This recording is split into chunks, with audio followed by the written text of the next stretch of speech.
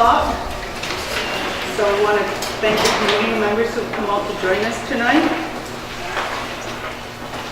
So what we'll do first is we will go through the agenda. So we'll have call to order for council attendance. Grand Chief sends his regrets. He has scheduling conflict.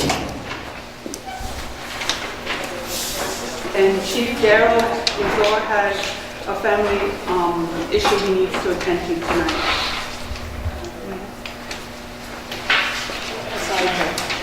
So with that, I'm going to ask that you join council in a moment of silence to recognize and pay honor and tribute to our community members who have passed away in the last month, and that is Peter Sunday Sr., Wallace Mitchell, Nelson Suarez, Esther Jock, and Kearney Cole. So please join me in a moment of silence.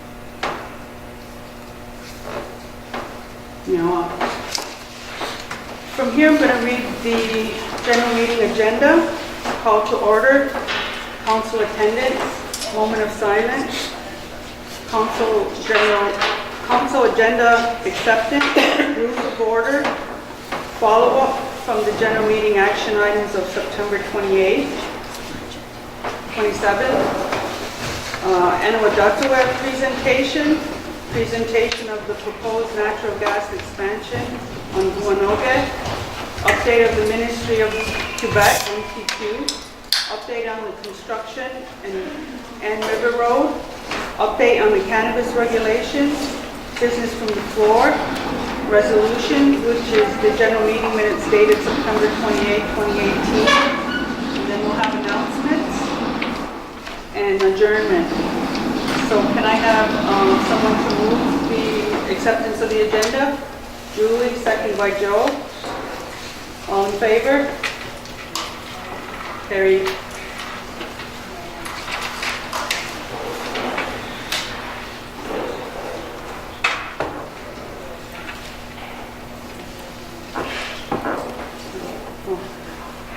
I need to add one more council attendance. Chief Dooley Thompson is also unavailable tonight. Chief Dooley, Tim Thompson. Have it. Okay, so we're going to go through the general meeting rules of order. General meetings are to occur the last Thursday of each month and will occur in each district on a rotating basis. Gonaga, Ganalgo, just 9 minutes. The meeting rules consist of meetings will start at 6 p.m. and proceed to a maximum of 8 p.m., at which point the community will be asked if they choose to continue past 8 p.m. Personal issues will not be dealt with in a public forum, general meetings. Personal items can be dealt with on an individual basis with council members or by appointment through the Mohawk Government Office.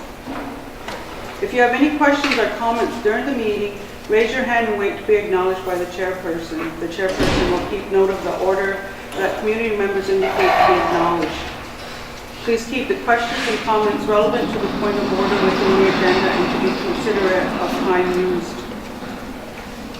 A list will be made of issues you wish to address to council, and if the answers cannot be provided at the current meeting, the issue will be taken back to council table for further discussion and follow-up. Those are meeting rules.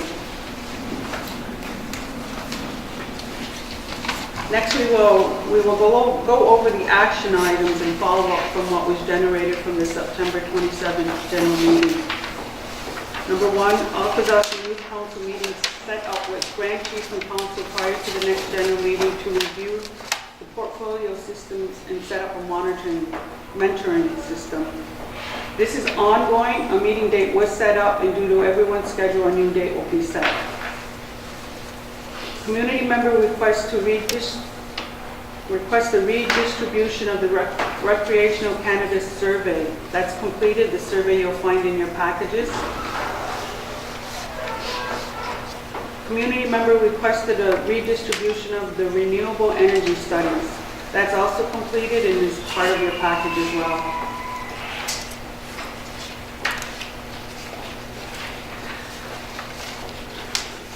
So we come to item 5 of the agenda, the presentation of the NOAA ductwork program. That has been removed from the agenda due to unforeseen circumstances. So next we're going to move to the presentation of the proposed natural gas expansion in Goanoga. And that will be done by Pete Valenpet.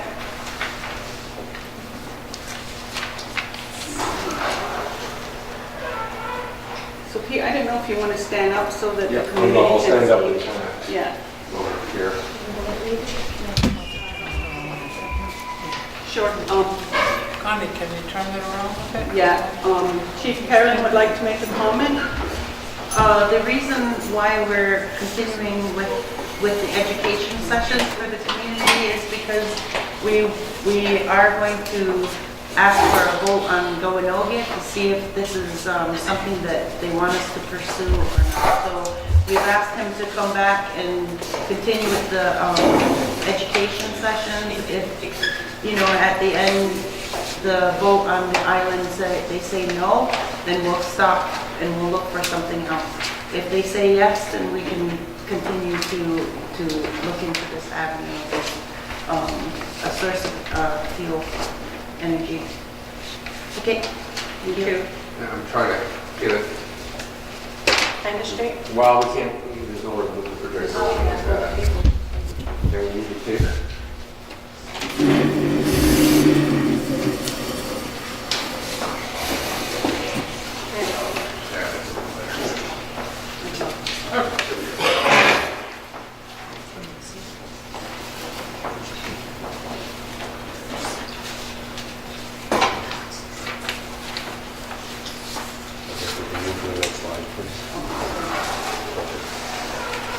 Usually we've done this presentation a number of times. Usually this is a bit of a tag team exercise. The Grand Chief usually talks in the first couple of slides, talking a little bit about the history of the pipeline before we get into a little bit more of the specifics on natural gas.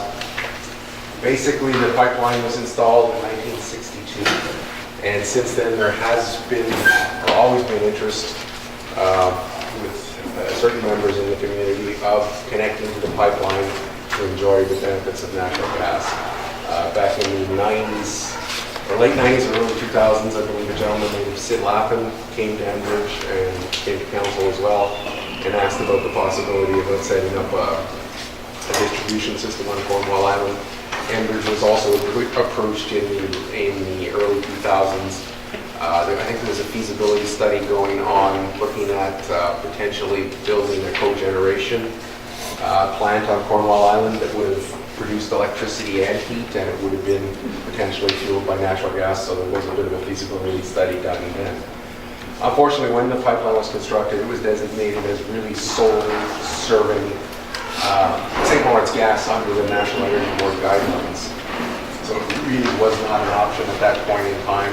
And it did create a bit of animosity, especially since for many, many years Enbridge was paying the Federal Bridge Corporation to be on Cornwall Island, but was not paying the Mohawk Council. We can go to the next slide, please. Basically, in the 2000s, an agreement was signed in 2009, a cooperation land use agreement. I was actually involved in that agreement. Representing Enbridge at the time. I no longer work for Enbridge. I left Enbridge in 2016.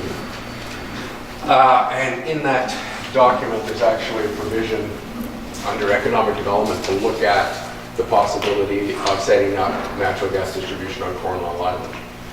Couple that with the government of Ontario's announcement that they really want to expand access to natural gas so more people can share in the benefits.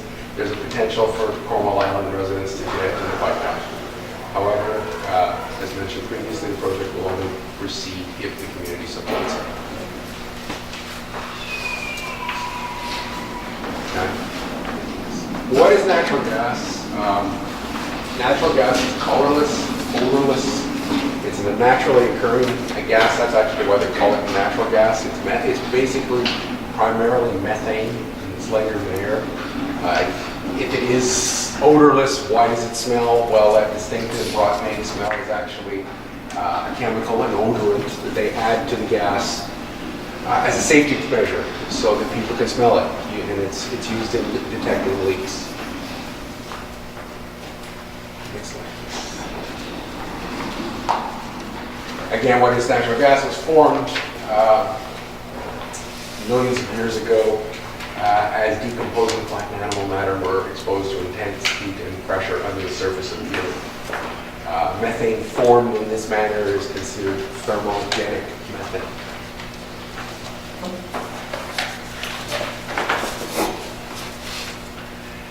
This is interesting because methane, like people think of natural gas as a fossil fuel, which it is, but methane is a renewable resource. Methane also results from the anaerobic decay of organic matter, and when produced in this manner, it's referred to as biogas. Sources of biogas include swamps, marshes, landfills, as well as treatment of waste materials such as sewage sludge, agricultural waste, and manure by way of anaerobic digesters. Methane formed in this manner is referred to as biogenic methane. It is also sometimes referred to as renewable natural gas, or RNG. There are countries around the world, take Israel as an example, that have a very large anaerobic digester in Tel Aviv, where organic material and sewage waste is treated, methane is produced, and they inject that methane into the natural gas distribution system to supplement the methane that would have occurred as millions of years ago as a fossil fuel. Before history of natural gas, it's hard to say when it was first discovered. It did pose a mystery. There's in history you'll hear stories of lightning strikes that would ignite the gas that was seeping from the ground. You had fires coming from the earth and burning the gas as it seeped out, and people way back then just didn't understand what it was. In terms of it first being used, the history basically says around 500 BC in ancient China, they built crude pipelines out of bamboo, and they used to transport the gas that was seeping from the ground to a point where they burned it to boil seawater to extract salt.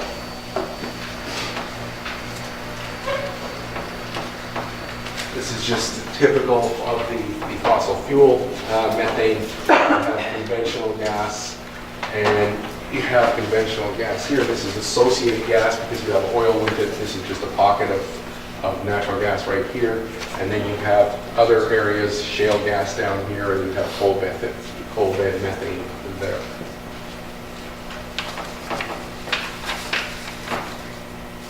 History of gas distribution. This is interesting because prior to the availability of natural gas, there was something called manufactured gas. And manufactured gas utilities were first founded in England in the early 1800s, but eventually made their way to North America by the 1820s. Manufactured gas was often known as coal gas or water gas, and it was produced by companies that were referred to as the gas works. Ottawa and Retton Flats would have had a big manufactured gas facility in the area, and it was distributed much like natural gas through underground pipes. Initially, the manufactured gas was primarily used for street lighting and shortly after interior lighting. However, with the networks in place, people certainly realized that there was opportunities to use it for cooking, heating, and hot water heating. This is actually a classic image from the industry. It was the role of the lamp lighter. Streetlights in those days would have been powered by natural gas. They would have had someone go by every evening and light those streetlights, and then every morning go and shut them down. With the discovery of large reserves of natural gas in North America and the construction of pipelines to transport it to urban areas, most manufactured gas was slowly phased out and replaced by natural gas in generally the mid-20th century. And then those gas works were generally decommissioned.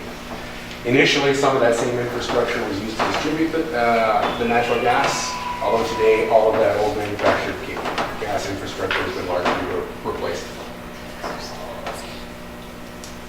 There's some stats about natural gas in Ontario. About 3.5 million homes and businesses get connected to the network, owned by Enbridge. And actually, you would have heard, I'm sure, some years ago, Enbridge bought Spectra, and Spectra is Union Gas. So now Union Gas and Enbridge Gas are one, essentially, going to be distributing gas in Ontario.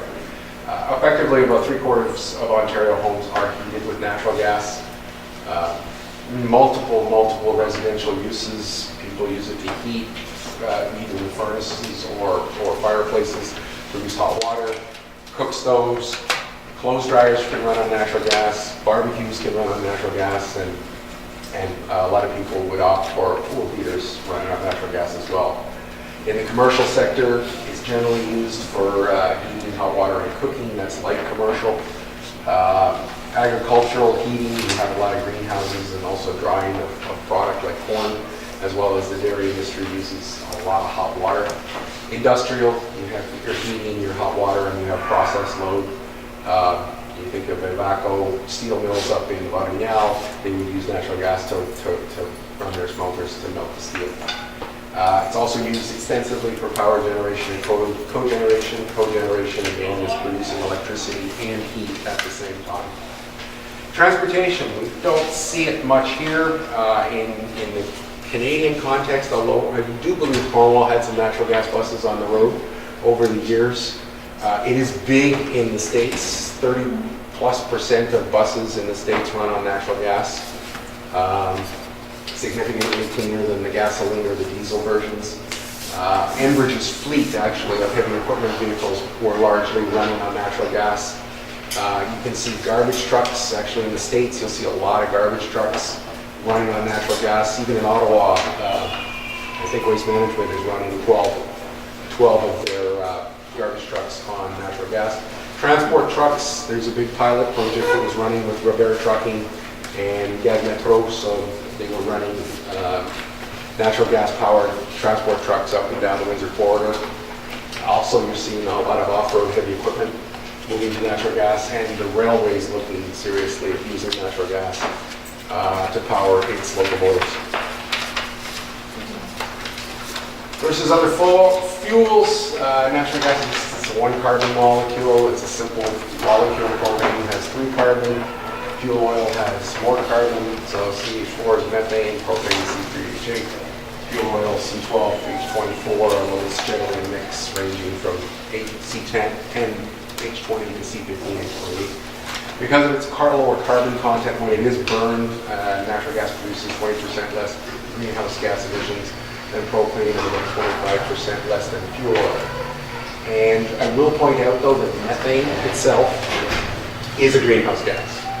So if methane is not burned and methane leaks out of a landfill site, etc., it is a very potent greenhouse gas. Versus other fuels, at current prices, on average, it would cost a typical household that uses natural gas for heating and hot water about half what they would spend on fuel oil, and about 36% less than electricity, and about 30% less than propane on an annual basis. This is a slide we put in on fracking, hydraulic fracturing, or fracking. What is it? It's a technique that's been used since the 1950s to increase the production of oil, natural gas, and water wells. I actually learned about that firsthand because my old water well where I live was not producing a lot of water. And so I looked into getting the rock around it fractured to improve the water well performance. Mine was too shallow and it was not a candidate for that. Since then, it's estimated that it's been used about 2.5 million times worldwide. That's a stat that I found from 2012, so obviously I think it's a much bigger number since then. Technique involves injecting a liquid consisting mostly of water at high pressure into the well to fracture the surrounding rock in order to open up veins and increase the well's output. In more recent times, it's been used extensively to access unconventional oil and natural gas from rock formations between 2 and 6 kilometers below the Earth's surface that would otherwise not be economically viable. Although it's been used extensively for about 70 years, the lack of proper regulation, especially as it got really starting, as it intensified to access these unconventional resources, resulting in some incidents of groundwater contamination. And as a result, the practice has become quite controversial. In terms of the proponents, proponents believe that using hydraulic fracturing to increase well production and/or access previously inaccessible resources offsets our reliance on foreign imports from other countries and keeps natural gas and oil prices lower. Opponents believe that the high water consumption associated with hydraulic fracturing, and again, it's potentially millions of gallons of water per well, and the possibility of water contamination outweigh these benefits. This question will come up, so we put in the bullet, Enbridge only transports and distributes oil and natural gas and does not produce, therefore it does not use hydraulic fracturing. This is the proposed expansion project. Basically, its total cost would be about $8.4 million. In terms of scope, it's about 21 kilometers of new natural gas line. I don't believe we have the pipe samples tonight, do we? No. I had Enbridge send over some plastic pipe, and it just gives you a bit of an idea of what that gas pipe actually looks like. Basically, it would all be, other than a small section of steel that would tie into the existing 12-inch pipeline. It would be about 100 meters of 2-inch extra high-pressure steel. Then there would be a station, and the station is basically designed to reduce the pressure. The pressure in the big 12-inch line is quite high. This would reduce it down to 60 pounds per square inch, which actually is pretty close to what some people have in their vehicle's tires. And then 60 pounds per square inch is referred to as intermediate pressure, IP. And then you would see about 2 kilometers of 4-inch plastic pipe, about 6 kilometers of 2-inch plastic pipe, and about 13 kilometers of 1.25 inch. If we go to the next slide, you'll see the map. Basically, the way it works out is this would be a section on a 4-inch. Everything that's yellow, and this projector is not really showing the colors all that well. Everything else that's yellow on the main line would be 2-inch, and then all of the side streets would be 1.25 inch.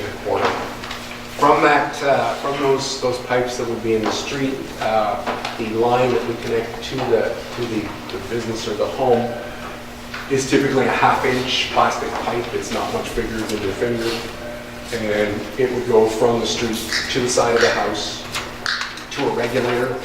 That regulator would drop the pressure further from 60 pounds per square inch down to 1/4 of a pound per square inch, so 1/4 of a PSI.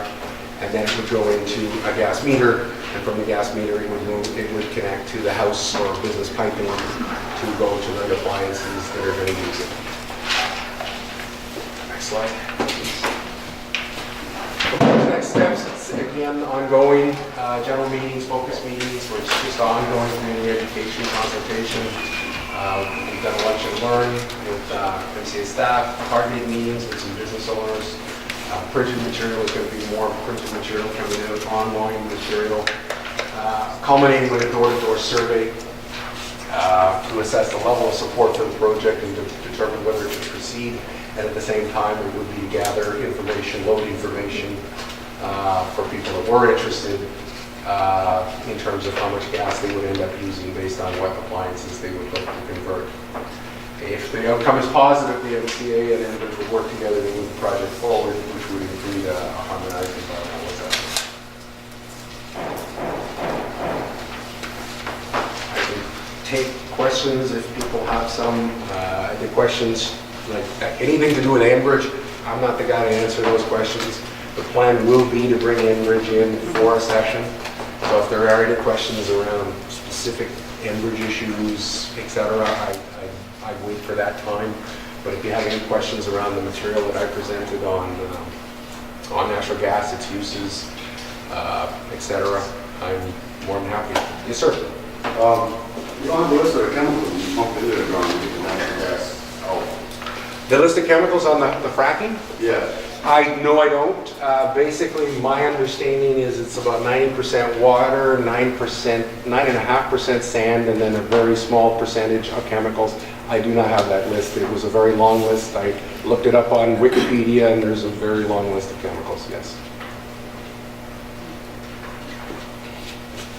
Yes? Who would be responsible for that $8 million? Like who? Who would be responsible? Basically, Enbridge would bear a good chunk of it, and then the Ontario government would bear the remainder. There wouldn't be no cost to Mohawk Council? No. That's incorrect. There is a cost. Which is? The money that's spent with the infrastructure Yes. is paid back from the customers that are tied into it. So there is a cost. It's not just free money.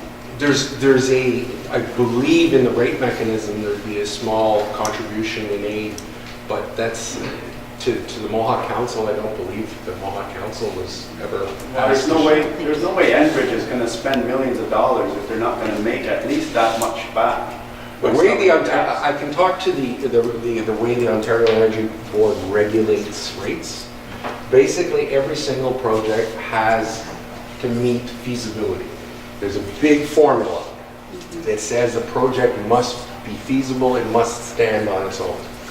When a project, and this project quite honestly does not stand on its own, if Enbridge was to spend $8.4 million, they would be, well, first of all, the Ontario Energy Board wouldn't let them do it because it would be losing money from day one. So the shortfall, and it was X million dollars, would be covered by the Ontario government or potentially through the Ontario Energy Board with a mechanism to cross-subsidize. Historically, the Energy Board has not liked doing that, but to charge every single Ontario resident an extra dollar on their bill, for example. I know the Ford government is talking about this, where everyone that's a gas customer in the province maybe pays an extra 50 cents or a dollar, and then that potentially covers shortfalls for projects like this. Yes? Where's the gas being sourced from that's going through the island right now? The gas that's going from is coming right off TransCanada in St. Andrews.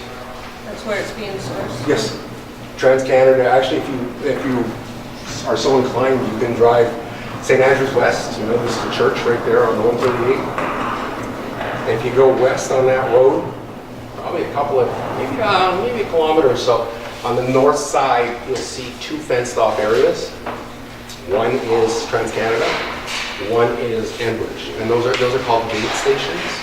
And basically, that's where Enbridge connects into TransCanada's line and takes the gas and sends it down south to New York State. So it's being fracked from that area right now? No, it's not fracked there. It's not. No, it's just part of TransCanada's pipeline. But where is it coming from? It's coming from out west, Western Canada. There's sources coming in from the States. TransCanada takes gas from, a majority is coming in from out west, but they would bring in, I think they bring in some from southwestern Ontario from the States as well. The producers is very little production in Ontario. It's just, they're just taking it off another pipeline, that's all. In your presentation, you mentioned how Enbridge doesn't produce the gas, they just transport the gas. Yes. Yeah. And we've seen presentations before about TransCanada and everything else, and Line 9 and all that, and they all say the same thing. They say, we don't produce it, we just transport it. Mm-hmm. But it has to come from somewhere, and somebody is producing it. And the majority, like you said in your presentation, is shale gas, which is extracted from fracking. I'm not sure if the majority is shale. I don't know the split. But I would argue most wells, my understanding, most wells, whether it's shale gas, whether it's shallower wells, the process of fracking has been going on since basically the 60s, 50s. It's been used extensively in the oil and gas industry and the water well industry to improve production. It's not something new. If you go to a gas station right now and put gasoline in your car or put diesel in your truck, chances are the well, wherever it was produced, and God knows where the gasoline and diesel we're getting here is produced. It could be coming from a refinery in Montreal, it could be coming from somewhere else. Ultimately, my understanding is chances are the well it came from was cracked to improve the actual output of that well. So it's an industry practice. Have we seen issues with it in more recent times? Yes. As they've basically really gone for some of the deeper wells. My understanding, there was maybe not the best regulations in place. The struggle, and I did a lot of reading on this, and I'm not an expert by any means, those deep resources are significantly below the aquifers. What must have happened was a breach at a higher level in the shaft for an aquifer to have been contaminated. That's my understanding. But again, I'm not an expert, I just did a bunch of reading on it.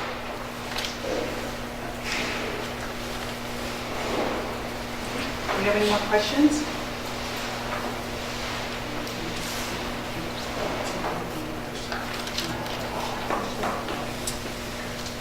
The last time the Grand Chief asked me to talk just a little bit about the safety of natural gas and some of the precautions that are in place. And I can just take 2 seconds. There's no slide on it. I just thought we did that at the last session. Every single service line that goes from the street to the house has what's called an excess flow valve on it. Essentially, if that line were to be severed or someone's piping in the house broke down and gas just started flowing freely, that valve will automatically shut. So it just shuts down the flow of gas into the house. Number 2, the entire network is surveyed for leaks on a cycle. So I'm not sure, you'd have to ask Enbridge whether the entire network is surveyed every 3 or 5 years, but they send out people into the field to actually go down every single street that has gas on it and actually walk up to the house, and they have special detectors for methane. They drive the routes as well. Those are 2 of the very big things they do to monitor and really ensure that there aren't safety issues there. The other thing is quite honestly, and it was funny when I would drive into Ottawa, I would often hear, and you probably sometimes might hear, of a street in Cornwall is closed because of gas. Traffic's having to reroute. My experience is 95% of the time, probably 98% of the time, the pipe just didn't break itself. It was generally a contractor that was doing some excavation in the area. They hit the pipe, broke it, and now it was leaking. That is 98% of the time. Yes? And how much of the island would be left, say a contractor hit the 12-inch main? Oh, the 12-inch main, there's a If they basic... hit by accident and then the explosion, how much The- of that territory is going to be? The 12-inch main is very well marked, and essentially any work, because it's an A-B line, any contractor that's going to do work has to register that they're going to do that work, and Enbridge sends out people to monitor, well, A looks at the plan and monitors, so no excavation should be taking place around that. Accidents do happen. Yes, I 100%. did heavy equipment and they showed us an excavator hit the line, and that was a quarter of a mile explosion. Okay. That's a big area. You'd have to have that conversation with Enbridge. There's even the small lines, if you run it from one property from the main road down, and then somebody wants to build a house, what's that going to cost them to move that line? To put their foundation. You'd have to ask Enbridge that. I don't know. Okay. Part of your slide shows that a 36% reduction by switching to natural gas from electric, Yes, but that's not, that would be electric resistance. that's heat electric resistance heat. and not heat pump, which is electric. Yeah, I did not have any information on the heat pump side of things. My understanding, my technical understanding of heat pumps is they're only efficient to certain temperatures, and if you get yourself into some very deep cold, my understanding, that's not my expertise, is they're not necessarily efficient for extracting the heat out of temperatures below -15 or -20. Well, I've installed several Mitsubishis on the reserve already, and they're capable down to -30 Celsius. Oh, wow, okay. And even at minus 30 Celsius, it's still got a coefficient of a performance of 2.4. So that's something we need to explore as well, definitely. I've seen a reduction of 35% off my electric bill just by installing one. By installing one? Yeah, and Oh, it cost me about $3,800. Neat. You're lucky because in Cornwall Island, the electricity rates in Cornwall Island may be higher than St. Regis and Snai, but they're nowhere near as high as the rest of Ontario. That's right. Because the rest of Ontario, people generally aren't going with heat pumps with the price of electricity. The negative side of a heat pump, my personal take, and this is just my expression, is that no power, you do have a problem. And and you have the same problem with resistance heat as well. Whereas with a propane furnace, an oil furnace, or a natural gas furnace, it doesn't take much electricity to keep it going. And so if you do go through an ice storm like what happened in 98, I guess that's 88, that's 20 years. And I lived in Montreal at the time, and the island of Montreal, I was downtown, was out for 7 days. Areas out in the country were out for 28 days, 30 days.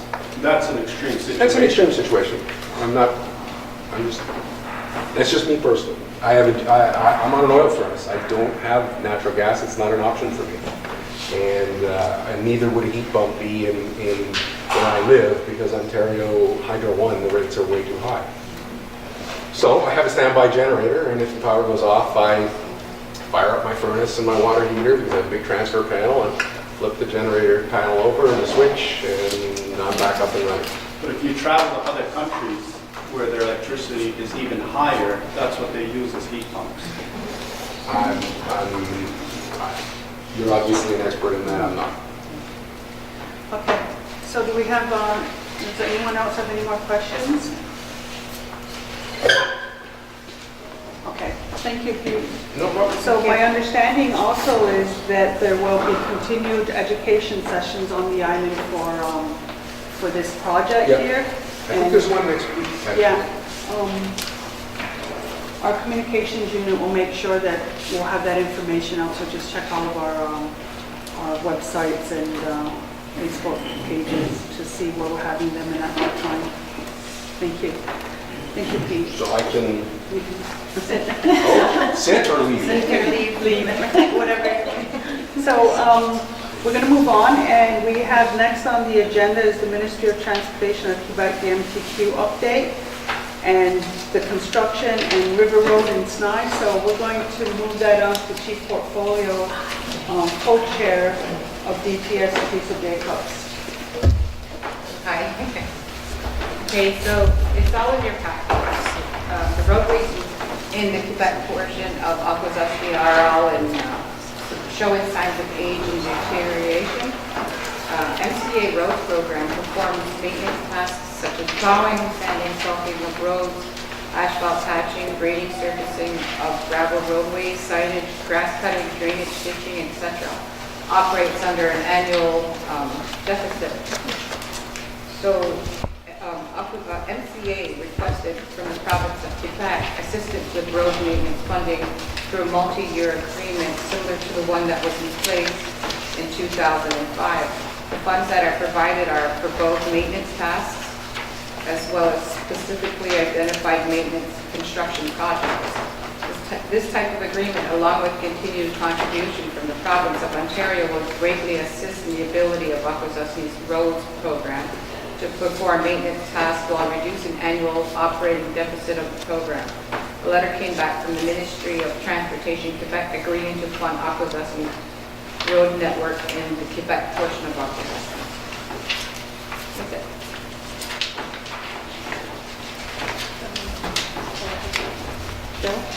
Okay, just to add to that, we have, working with DTS in the portfolio, with the regional office, and we lobbied for some funding for the roads, reconstruction of the river road. And at this report right now, we have the pavement is pretty well much done from Wade Memorial to the bridge in Sugar Bush. And the next step is to start putting the lines in and adjustments to individual driveways. So George was the contractor, and they're pretty much wrapping that area up. They've done a good job. I mean, it's all construction, and I want to thank everybody for their patience for allowing them to do their work professionally as much as possible because of the weather and there's a lot of dust in the way, but it's all got to do with construction. George is doing a good job, and on the same note of that, when we went to lobby for those roads, we took the proposal into redo the sewer plant, wastewater in the Schneider area behind the school. That aged out, it has to be redone. So that project is still just getting going. They drained the lagoons, they're redoing the pump stations itself, the pumps, there's new pumps coming in, and that job is supposed to be completed by April of 2019. So that's the biggest trucks you're going to see on the road is that end.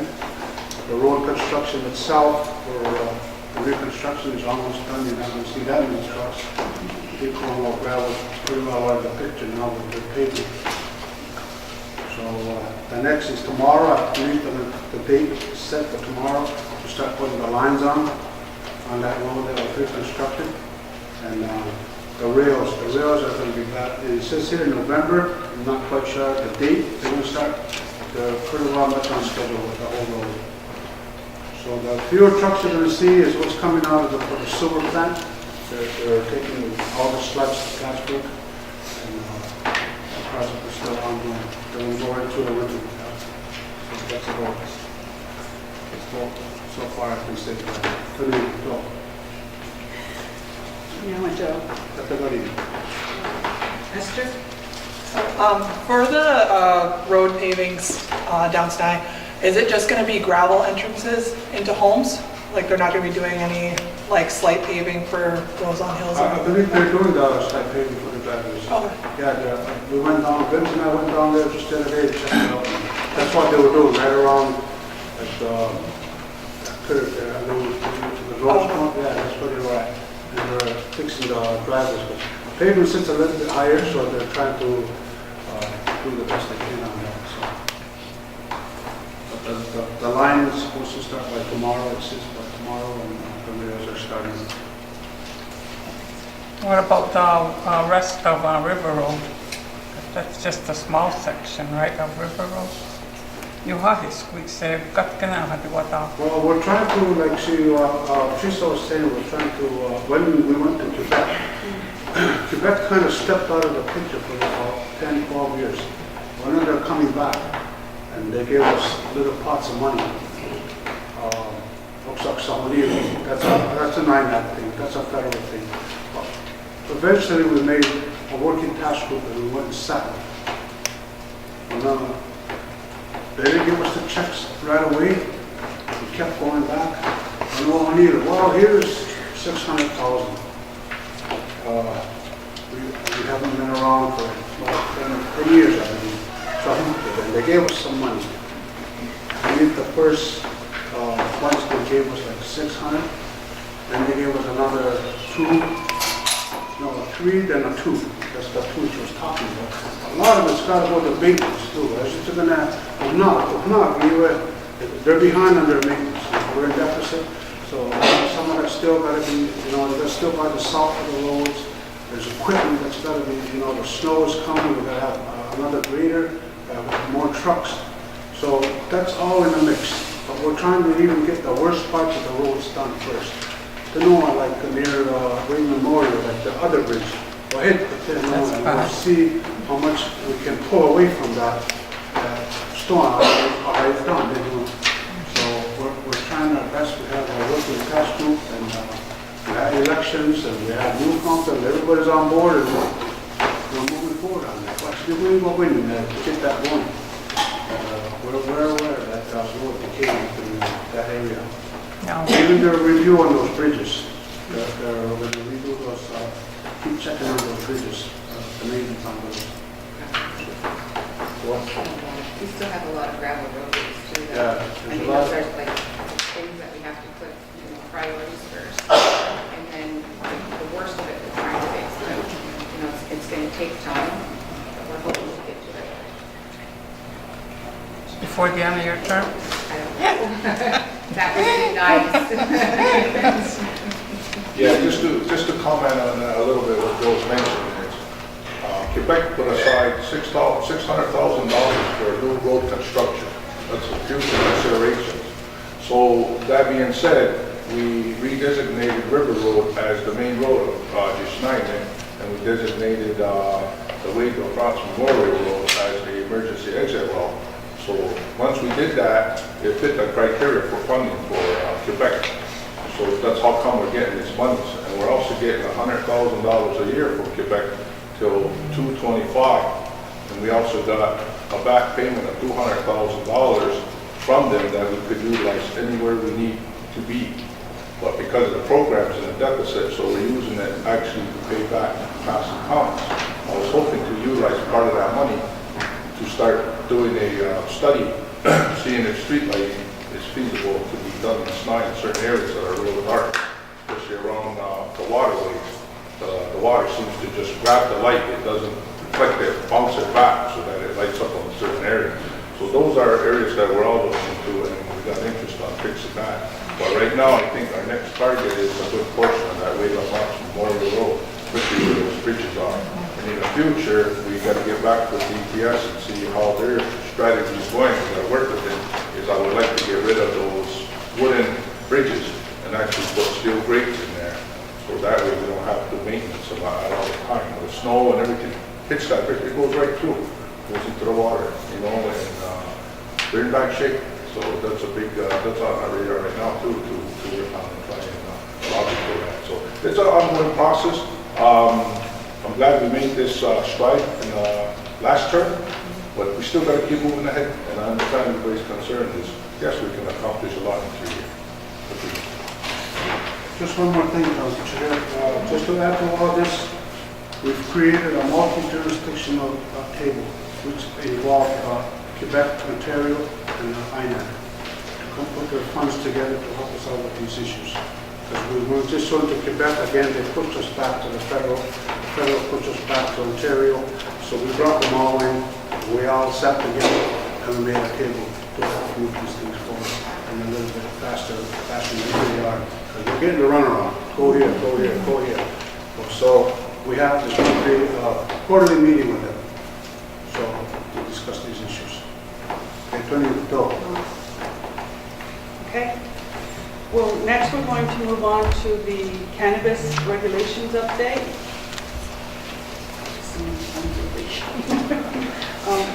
So as everyone is aware that on October 1st, Mohawk Council passed an interim cannabis regulation that we had taken, we had hoped we were taking a positive step for dealing with what Canada has determined October 17th to make recreational cannabis legal in Canada. So we're left to deal with Quebec and Ontario. So as a survey was conducted last, I want to say last spring, April? And February to April of this year, the survey results indicate that the community would like to see a law and regulations to go with that law. So currently, this council now is working on creating the application that is accompanying the interim cannabis regulations that were created.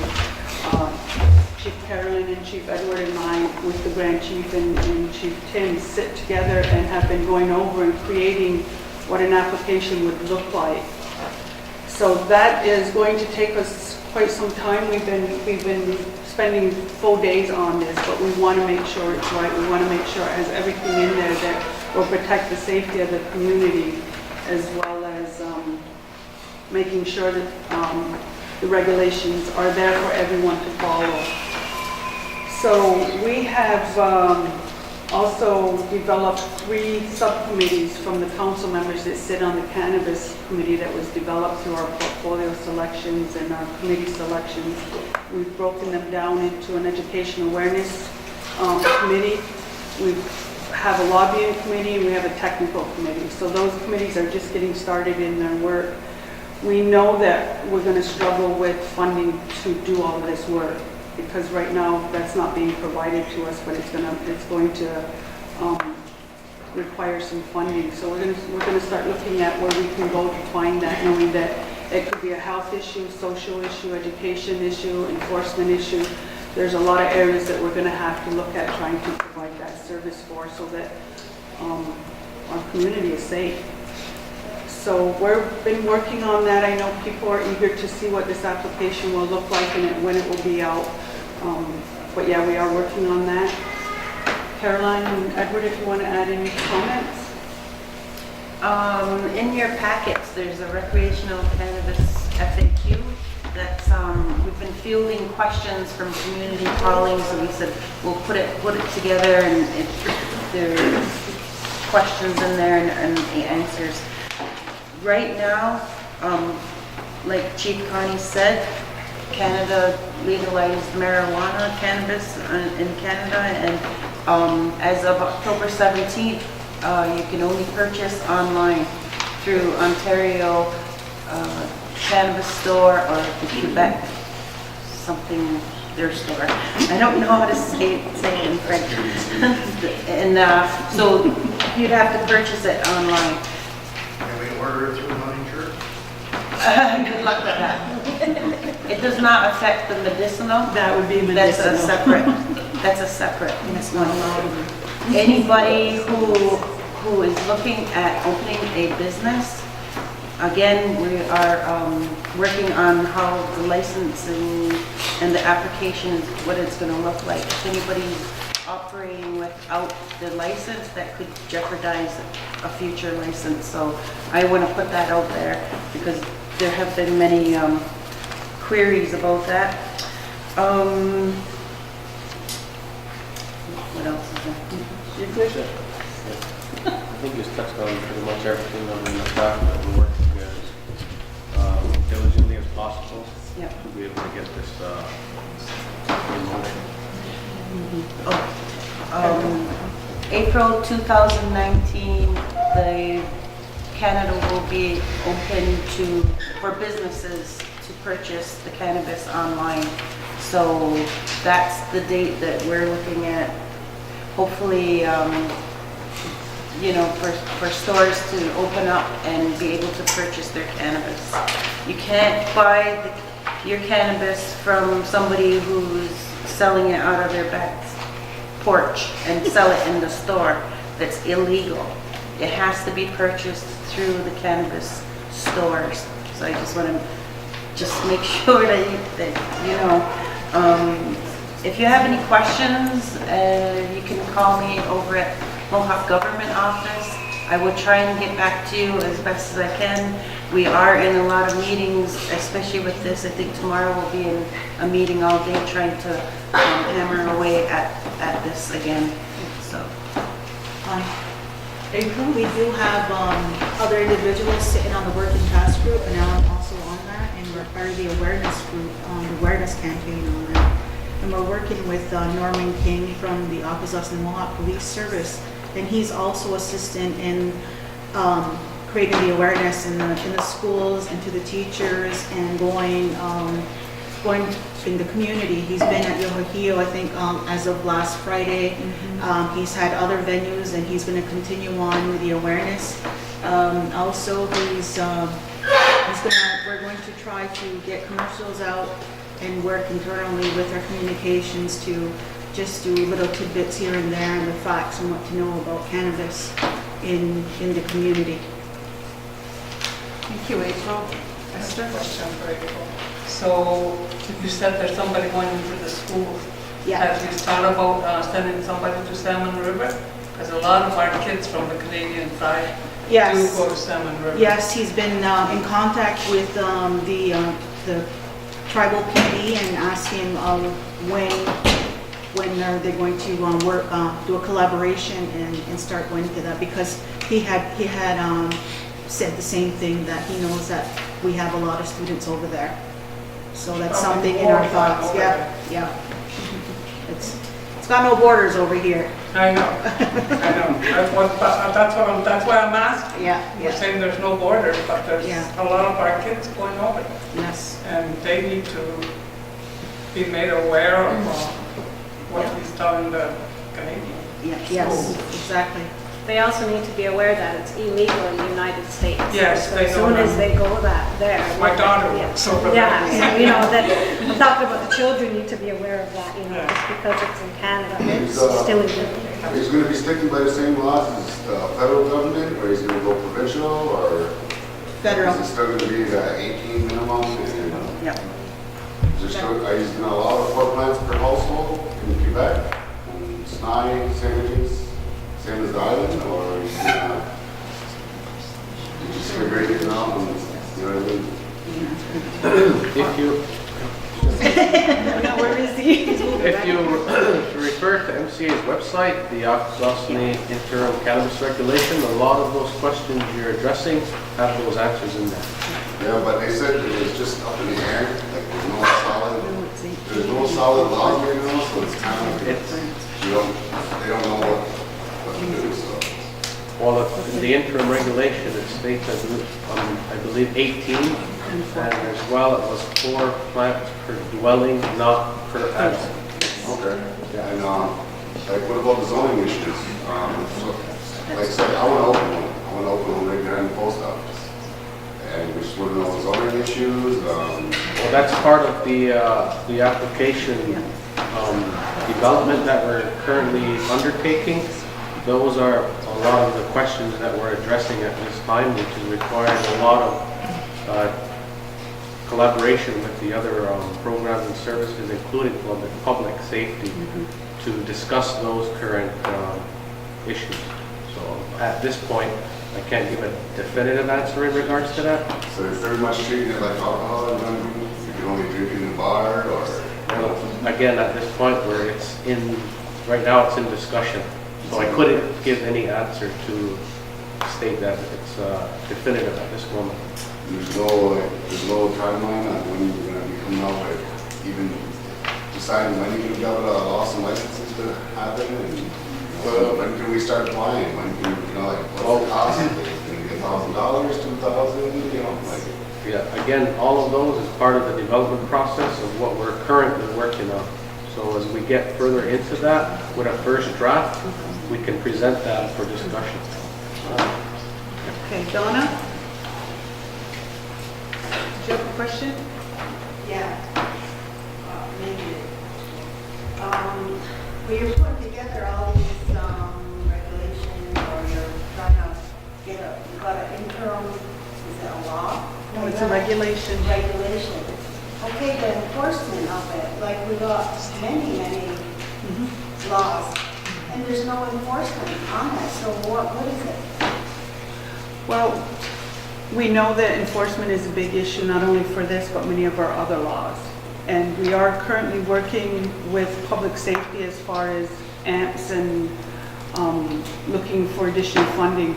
We created a proposal, I think a year and a half ago, on building a larger compliance unit, because we're very limited. We only have 2 people in there now, and we keep adding our laws, but we're not finding a way to provide an avenue or a mechanism to enforce them. Justice currently has done a lot of work on creating some internal structures or procedures for when they're monitoring and going out and trying to enforce some of the laws. We've done some training for compliance officers. So we're taking small steps, but we need to take bigger steps. We're actually taking the proposal we created a year ago, and we're going to update it. We're going to go back to public safety and pretty much say, you brought this to us, you need to give us the funding now. Because enforcement with this is oh my God, it's the biggest component. I mean, well, I guess I can't say it's the biggest component, because I think education, social, and health are still a big component to this as well. But yeah, we're just going to keep looking and trying to get the funding to do the enforcement. So we're making this law or regulations, and it doesn't hold any ground, it won't hold any ground until we have the enforcement To enforce it, right, yeah. So you look at the compliance people right now, you have all these other laws and people file complaints and nothing is followed through. But look at the residency law, nothing gets done. So, as I said, that, you know, maybe we should look to have Justice come into our next general meeting and explain their new processes that they've been working on. I know, and like I said, we're only two bodies, and we have a lot of complaints are coming forward now. People are being told now that if you're going to file a complaint with regards to any community law, you have to be prepared to put it in writing, and you need to go to court should you be required to. People wouldn't do that before. We had a lot of people that, and I know that you've done that. I know that you've put your stuff in writing and you're prepared to go to court if need be. We're finally getting to a place where we're able to take that as to validate the concern, and those officers are going out, but there's not enough of it. And that's what we need to do as a council, as a portfolio holder for both public safety and justice. That's our mandate, to get the enforcement component here at Akwesasne for our laws, because it's been lacking for many years. We keep moving one small step, but we need to make a few strides now. So now I understand that people have to put things in writing and get an affidavit signed. I don't have a problem with that. You're fine. But there's still no enforcement, so what good is doing that? Because until you have that all in place, every law that you make is not going to be valid. So I need to sit here and look at my cup as half full and not half empty in order for me to keep doing this work. We have to go through the process we just mentioned. If we can make the complaint in writing and do the affidavit and people are prepared to go to court, then I think we're making a stride forward. If we're not going to do that, then we're still sitting in the same place we were a couple of years ago. Nothing is really changing. But I would like to think that we're moving forward a little bit. And to me, seeing this cannabis come up is a huge, huge struggle to add to our laws that are already having difficulty being enforced. But we can't say we can't keep trying, and that's what we need to do, is keep trying. And we have the proposals ready to go again, and we're going to be putting them out there. Does that fall under federal law? Wait, I still have her over here. Regarding application and licensing, have you considered the different types of licensing? So, like growing, production, sale? Is it all going to fall under one category, or is it going to be? It's going to be one license. Concentrate, distill it, you know? Currently, right now, what we're doing is we're in development of a retail cannabis license. But during the discussion, we also took into consideration the additional licenses that you're speaking of. Like say micro growing, for example. That's one topic we also had a discussion on. So in the development of this application, what we had done was we kind of took a current pause on that for a brief moment to ensure that all the required information we're putting into it, we wouldn't have to reduplicate it. So if we put an additional box in there to indicate if it's going to be retail or if it's going to be for micro growing. But then again, we have to discuss regulations regarding micro growing itself on a small commercial level, as opposed to what the federal law is indicating at the moment as personal growing in your home. So that's another discussion that we're having as well. Which all these points you bring up are all the same points that is what's causing this lengthy delay in the development of it, because we want to ensure that it's all included in this one package. I think there was a hand over here earlier behind you. Was there somebody behind you? No, okay. No, I just see a hand. So with Ontario, it being purchased online, and then in Quebec, purchased online or in store, I'm assuming it's shipped and received it through mail? Okay.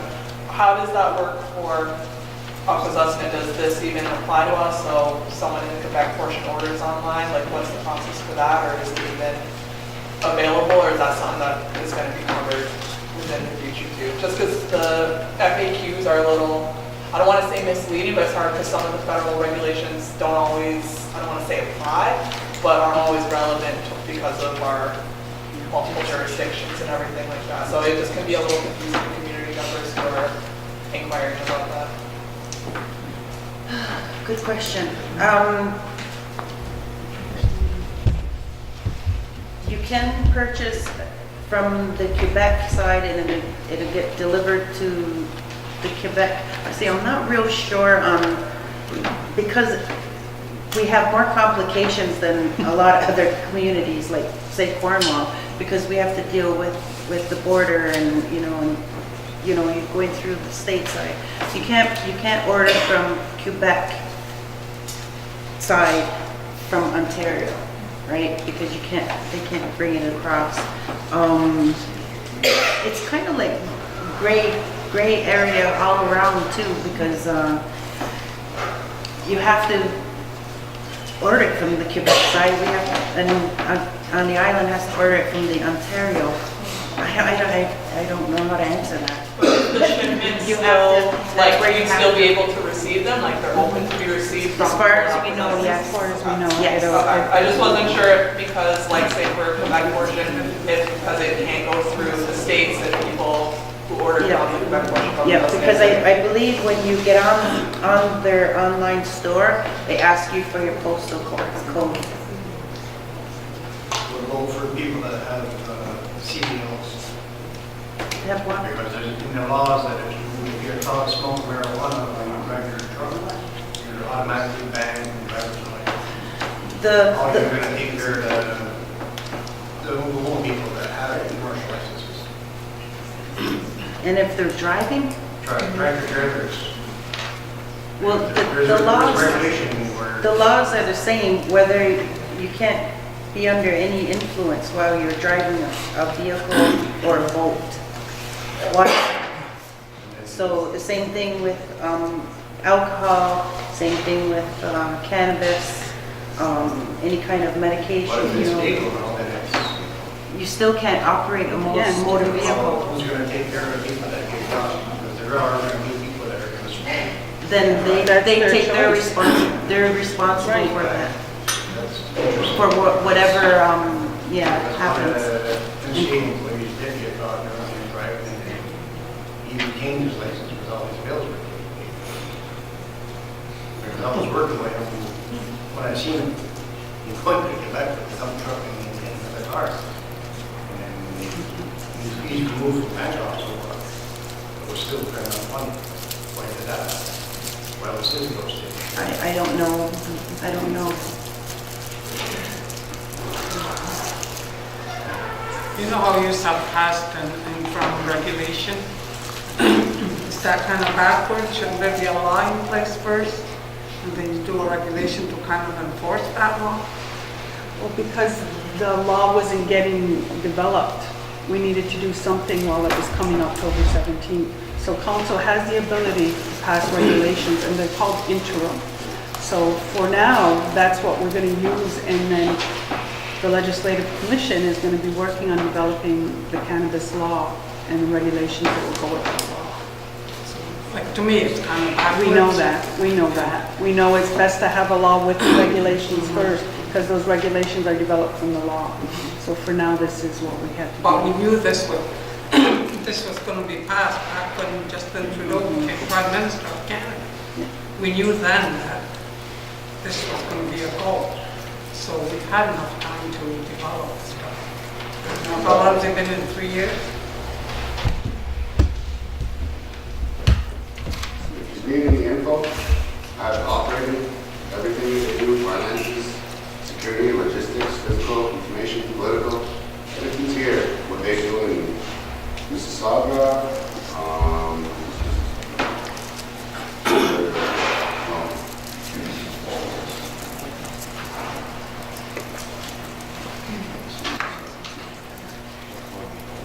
These are one of the frameworks that they have for everything they do. Okay. And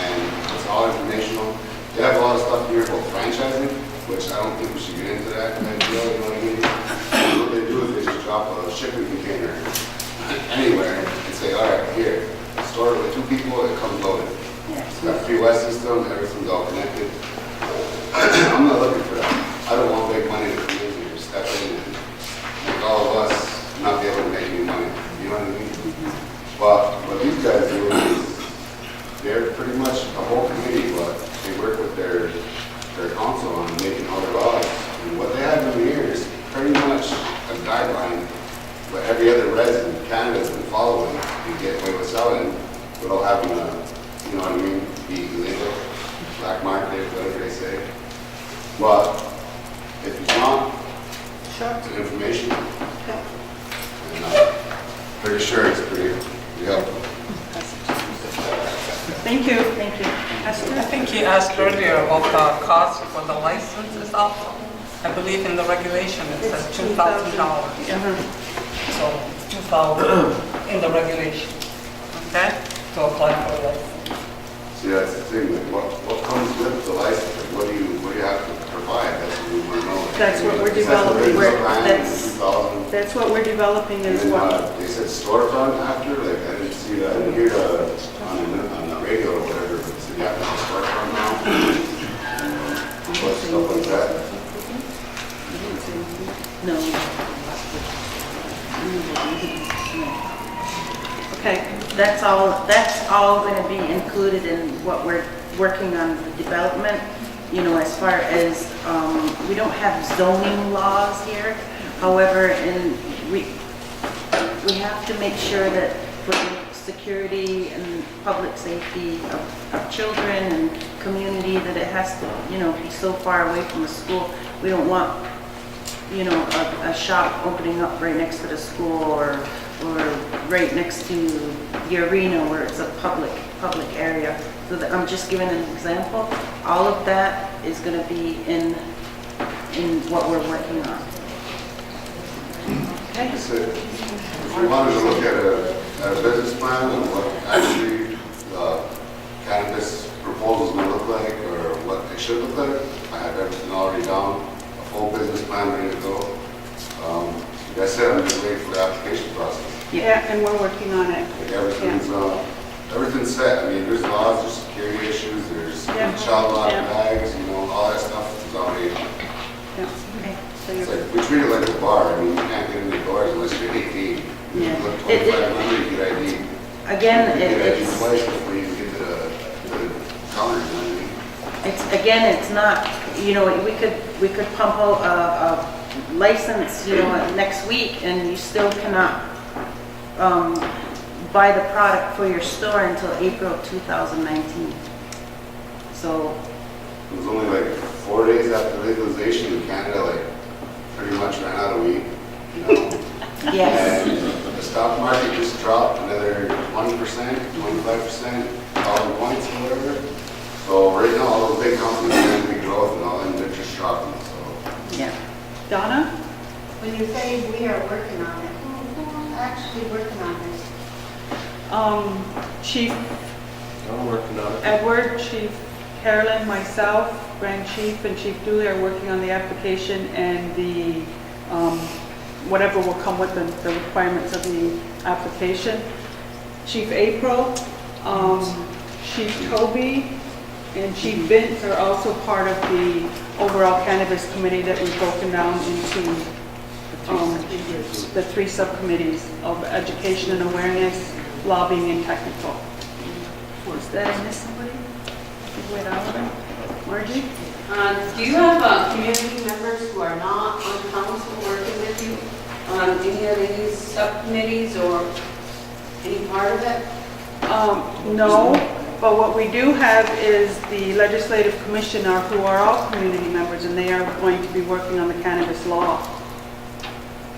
And just now that I brought legislative commission up, they are still taking the public comments from the community with regards to the 5 laws that they are looking at, which include the Akwesasne cannabis law, the Akwesasne election law amendment, wildlife conservation community law amendment, prescription drug law, and the Akwesasne water law.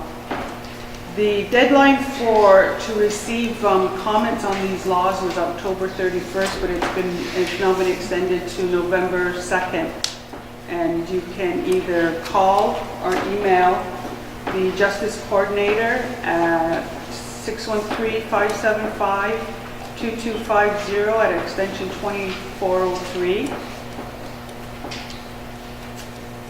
And you can email Kiri, KYRIE.ransom@akwesasne.ca to provide your comments on what you would like to have considered for these laws. Okay?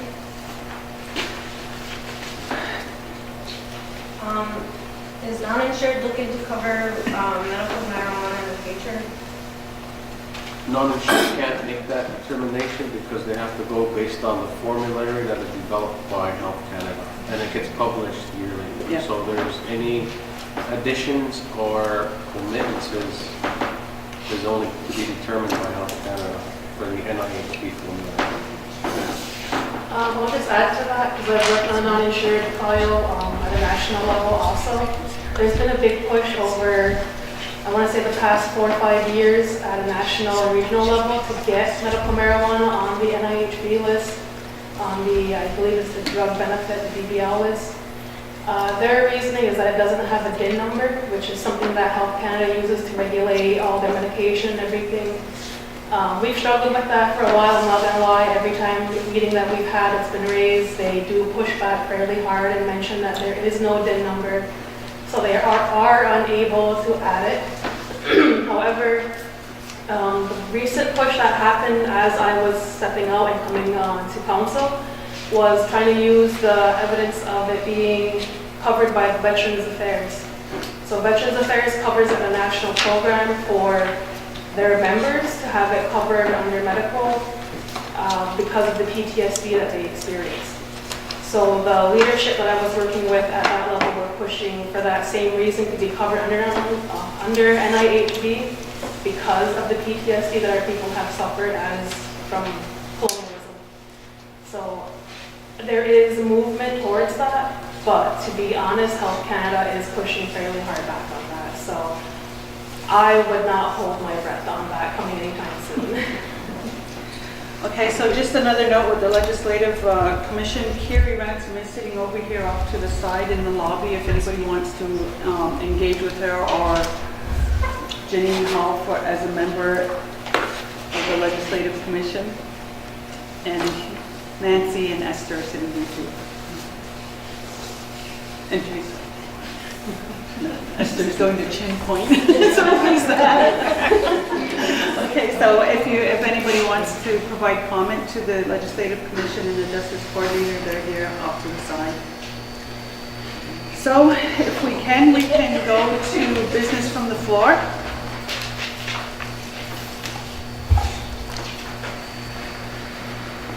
I had a couple of questions regarding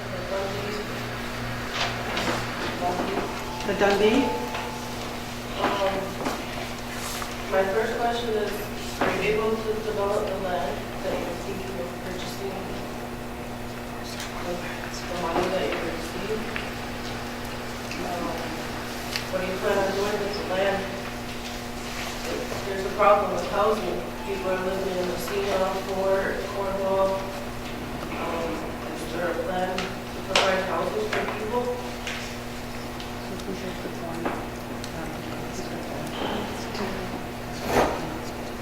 So I'm looking for the portfolio who has the file, and he's, what?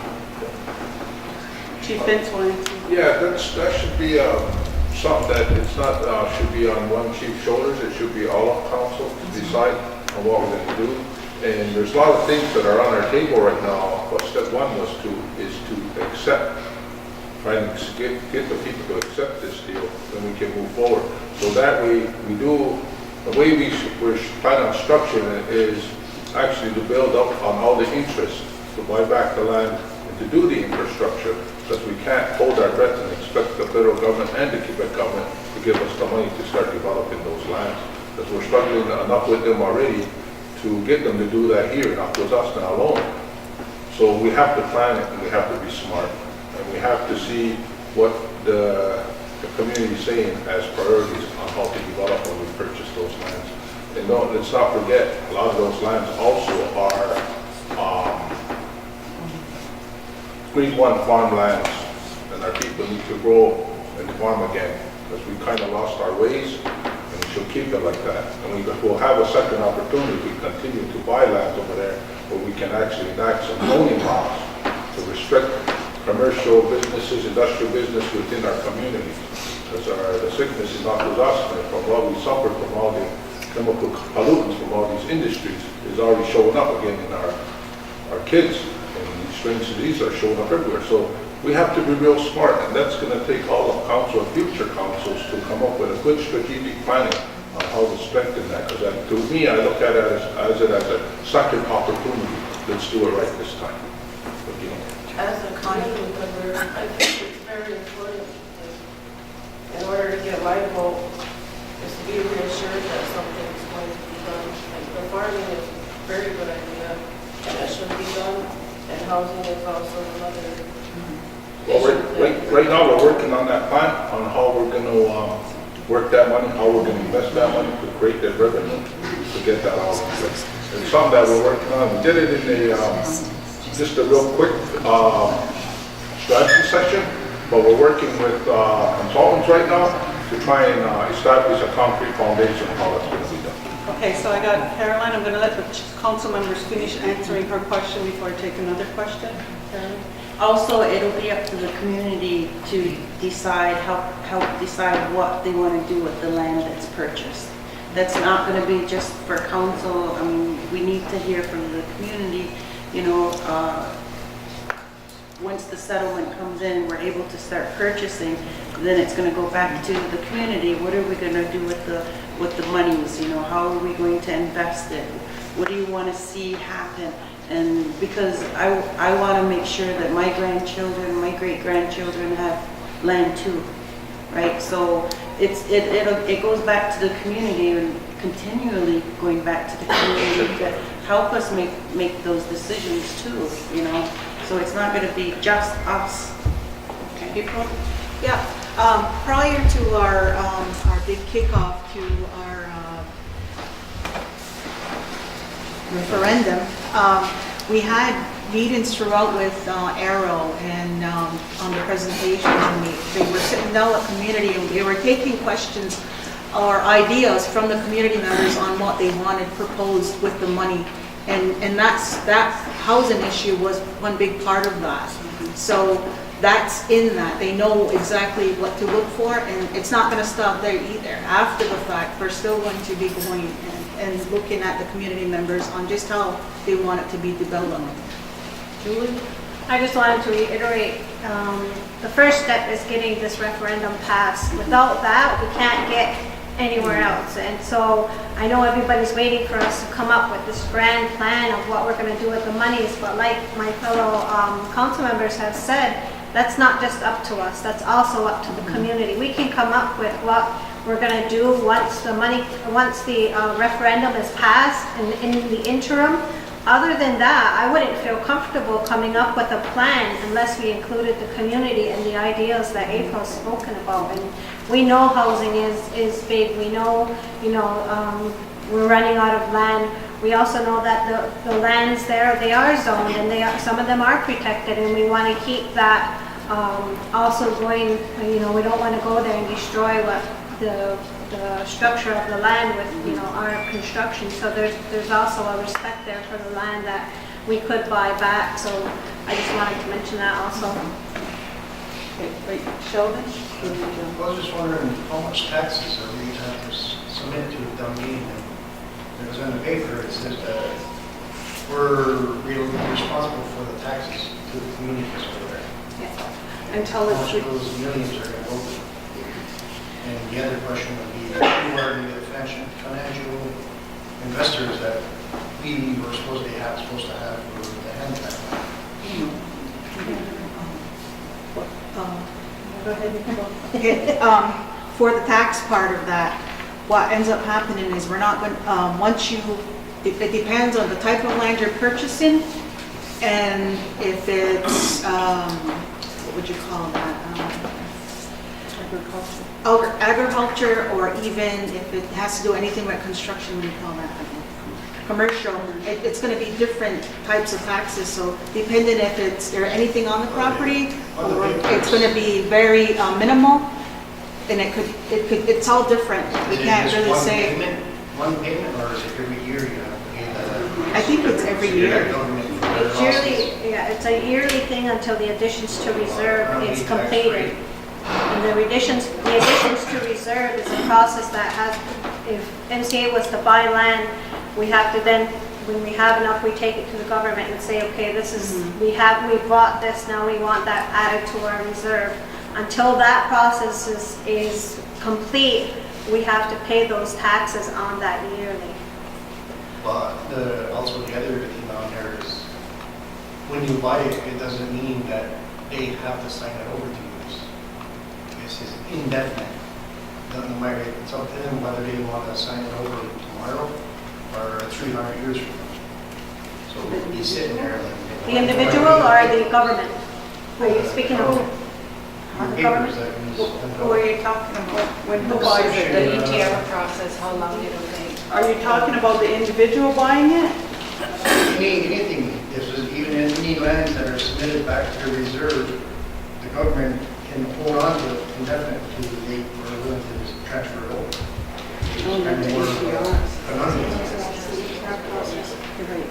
I was just wondering if that might be part of the complaint where it said that we had indefinite amount of times to purchase the land. Yeah.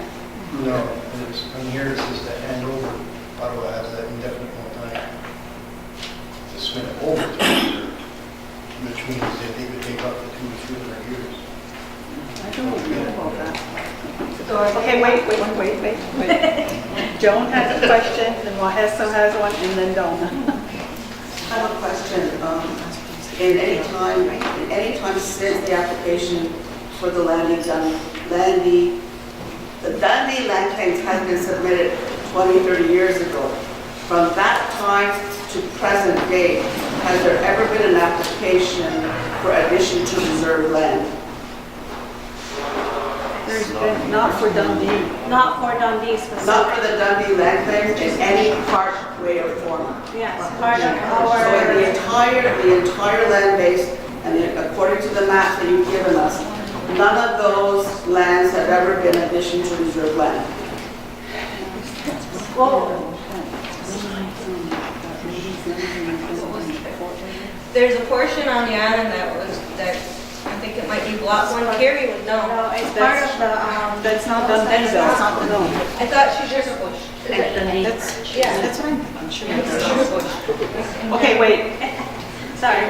We have educators in the back there, don't we? Yeah. From the Dundee. Can you help us answer this question? This is part of the cart there. After the claim has been accepted, the conditions in the claim state that once we purchase the land in those areas, in Ontario portion and Quebec portion, that it's council's decision when to submit it to the government. Right. And then they're looking at expediting the process to have it returned to reserve. Right now, they're saying it could take up to 15 years, but we're trying to expedite it to go 10 years. Joan's question was asked. It's not expedited. There's no expedition. Since the application was filed back in the 80s or 90s, whatever it was, okay, to present day, that's a long time. Yeah. Has there ever been an application submitted to the government for addition to reserve land? Not that I'm aware of. I don't know if the reserves have done it, or... Thank you. We do, part of the settlement for, no, it's not the Seaway, no, the other one, the part of land on the island that's in the middle. Block 1. No, it's not block 1. The Easterbrook, thank you, sorry, took me a minute there. Part of the Easterbrook agreement was that lands would be returned. And that agreement, and I don't know the date for sure, but that agreement was done during one of my previous stints in council. And that has not been solidified yet. We're still working on those additions to reserve. So again, you're saying that there has never been an application to the government on any part of the Dundee land claims? Not with Dundee. There's no addition. Thank you so much Not for with your Dundee. answer. Yeah. Thank you. Thank you. I don't think. So therefore, I will say that Sugar Bush Island is part of the Dundee land claims because it comes east. It's east of the Bitter Creek, which is also include 9A. There's also part from the, part of the Snide Valley was repurchased. According to your map, up to 9A, which is up to Bitter Creek, is part of the Dundee land claims. Therefore, you have just confirmed that Sugar Bush Island has not been even, have an application even applied to the Government of Canada for addition to reserve land. Am I correct? I don't know. I don't know. I don't know. I'll be honest, I have no idea. It's still in process. It's been 30 years. Yeah, I guess we're gonna have to find out. We're gonna have to find your answer for you, to confirm what you're asking. We will. So then therefore, then if that's the case, then any of your laws that you're stating cannot be applicable to Snide, to Sugar Bush, because we're not part of Akwesasne. Thank you. I just need to clarify that. I'd just like to state that we aren't lawyers and I don't have all that information. I mean, you can, say that Julie said at this meeting, but it's not going to float very far. I don't have that authority to say whether or not it is.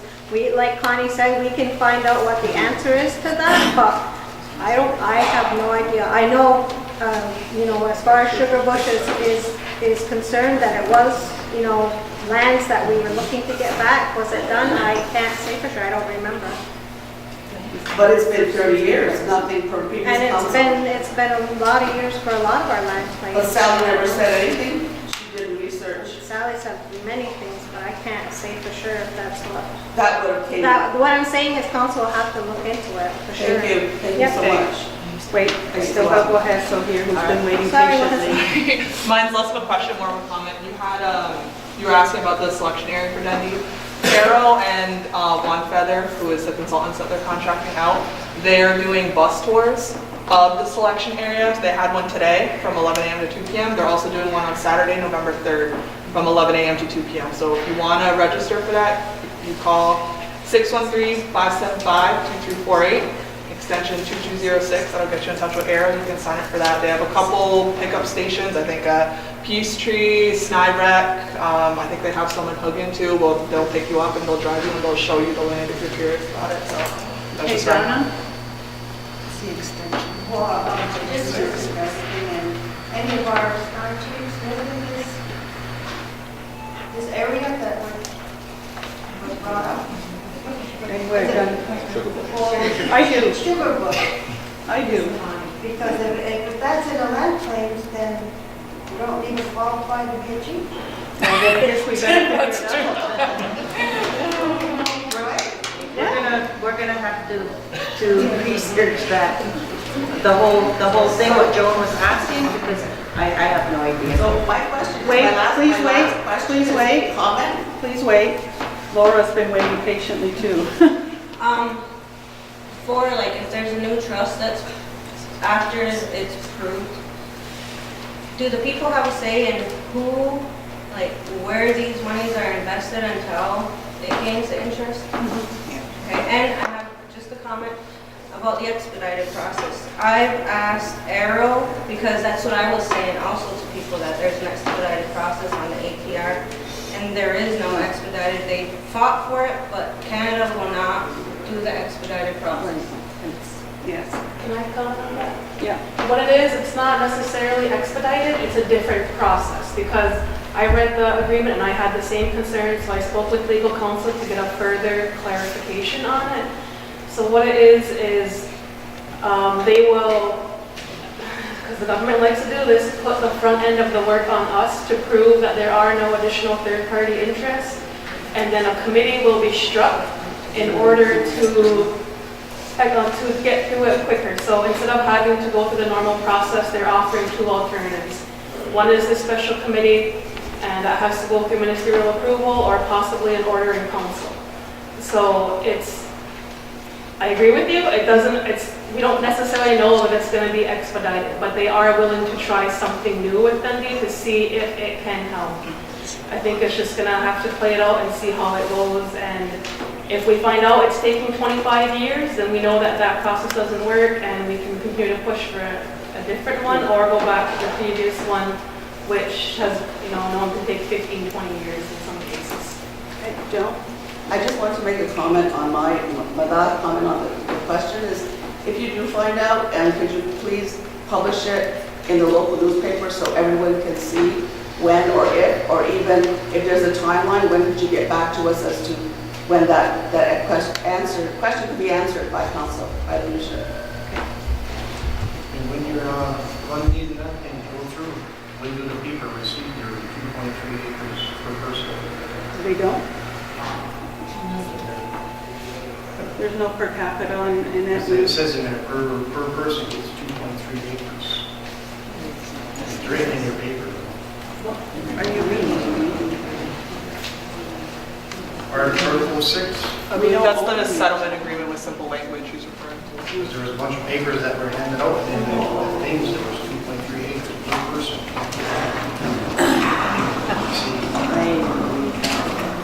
You just handed out your envelope. That's something to look at. And then who's your financial advisors?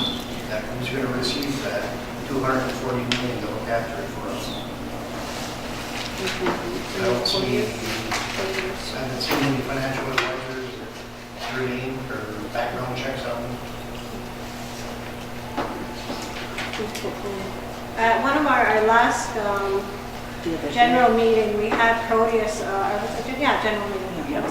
On the island. We had Proteus, which was our financial advisor for this claim. And they would be the ones that we put out on, what's that called, RFP, in order to get in whoever was interested, and that's who was chosen, was Proteus. But how are we responsible for the debt in Canada? Like the monies that are invested, any profit cannot be used by the people because it's not deemed Indian money. So the money's got to go back into the reinvestment into the debts of Canada, the provinces. It states in the paper as Article 6. I don't know what that means, Article 6. Where no money's going to use, the reserve can't use the money. It only can be invested into Canada for her debts. So you have a formal $150 million debt. Our money would have to go the other way. Educators, do you have a response to that? Give to the investors, the money comes back, the return, the reserve can't use it. It has to go into the debt. I don't know what that means. Kind of sense.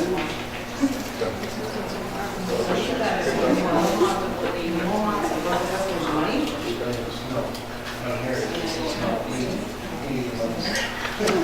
It's not even Indian money. It's not even Indian money.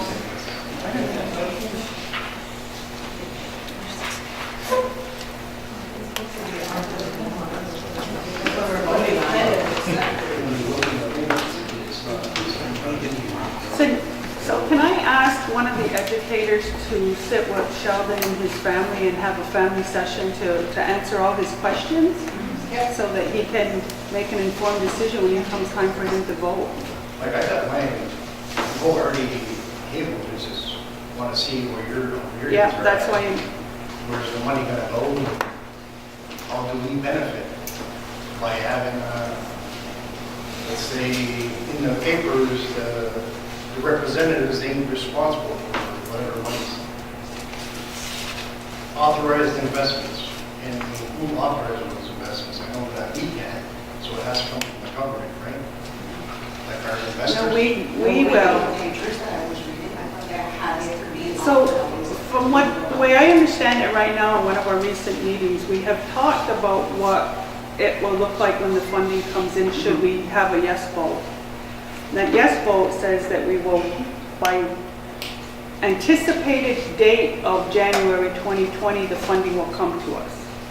What we're looking at is a 2-year investment window from when that comes in.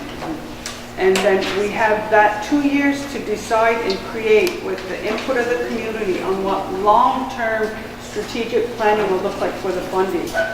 The plan is that that funding will always be there and that we would be able to do whatever the community wants to see done off of the investments. The way the existing trust works, you keep a lot in and you spend what you're making. Knowing that's a big amount of money, you could have a lot of money coming just from the investments, and we start to do that. And that's the way council is looking at it, so that, as Chief Vince mentioned earlier, we're sustaining ourselves. We're not bringing the money in and shooting it out at 239 odd million and still be sitting here have nothing and not much further ahead. So we're looking at a way that it'll invest over and over and over and over so that 7 generations have part of it, including land. So that's what we're looking at. Some of that money is earmarked just for land. From when this vote goes through in December, and if it's a yes vote, we're going to have to sit and start developing a lot of things.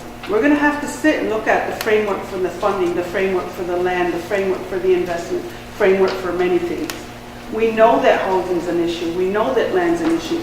But if you look at our facilities now, they're 20, 30 years old. We have to reinvest in those. You look at our roads, we just spoke earlier of how bad most of them are and how some of them still require paving. There's a lot of work to be done here. We talked about the heating assistance. We're increasing that dollar value for the fuel or the heating assistance. But we got to go back and figure out how to make these homes better. Maybe we got to increase loans. Maybe we have to do this. Maybe we have to do that. There's a lot of things to talk about and think about with this. But we need your support in it. And that's when we come to vote. We can't even talk about any of it until after the vote is done and what we're going to look like. People are telling us and we're listening, but then the real work begins after that. Joan? I have a question as to council. Why would council duplicate? We have a community trust fund. They paid the lawyers. They paid the trust fund. Why would you duplicate it and redo it again? Because you're going to need a trust fund again. Like the trustees are going to have to be there. The overseers are going to have to be there on that. So why would you mimic 2 when you can put it in 1 and make more? When we already all know, the whole community knows we do make a profit on the East Brook.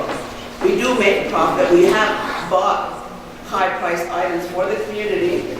So why would you turn around and get another trust company to do this for us when we already have trustees that are already doing the job? We already have lawyers that are doing the job. It doesn't make sense because you're going to put more money out again because Canada told you this is what we want. But nobody said, well, we already have one. The money's already spent. It's already established. So why can't we just put it back in there? But Canada said they want this done. Before they release the money, you have to have this done. Well, we have it done. So why are we duplicating it?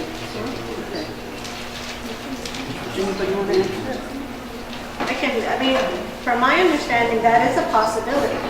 The money can be, if the community decides that they want to put it back into a trust, then that can be done. Into the same trust. The way it reads, it says Canada states that you have to have a trust company already established and that they have to approve it before that money goes in. That's the way I understood it. Maybe I'm wrong, I don't know. But nobody turned around and said, well, you have one. We have a trust company. We have it already established. So I just don't understand why we have to take the leadership from Canada to say, okay, yes, we'll do all your steps that you want to give us our money, but wait a minute, we already have it established. We can show it, we can prove it to you. Like I said, from my understanding, it can be put into that trust. We can develop another one if we want, or we can go up to an LLP, what is it? LLP, the limited partnership. Again, that's going to be up to the community on what we do with that. Is that part of the question in the land claim referendum? The question for the Land King referendum says something, and don't quote me, but it says something along the lines, do you agree to let Mohawk Council take the next steps in receiving the money? I don't know, it's probably in that paper. You have the exact? Well, we're DROs, so we have what it says on here if you want to look after you sign. I have all of the stuff that was given in the community, I have it. Oh, no, this is like the voting portal that I have, like to vote. If you want, it has the question there that you're asking. But is it also going to be on a paper form too? Yeah. December 8th. Okay, I'll wait till December 8th. Okay. Do we have any more questions, Esther? How much of that, that the land is wetlands? Because Quebec is saying that Snai and Saint are all wetlands. So how much would that all be wetlands? Can I ask that you engage the community with your education component when we're done, please? So that we can hear the questions from the floor? Thank you.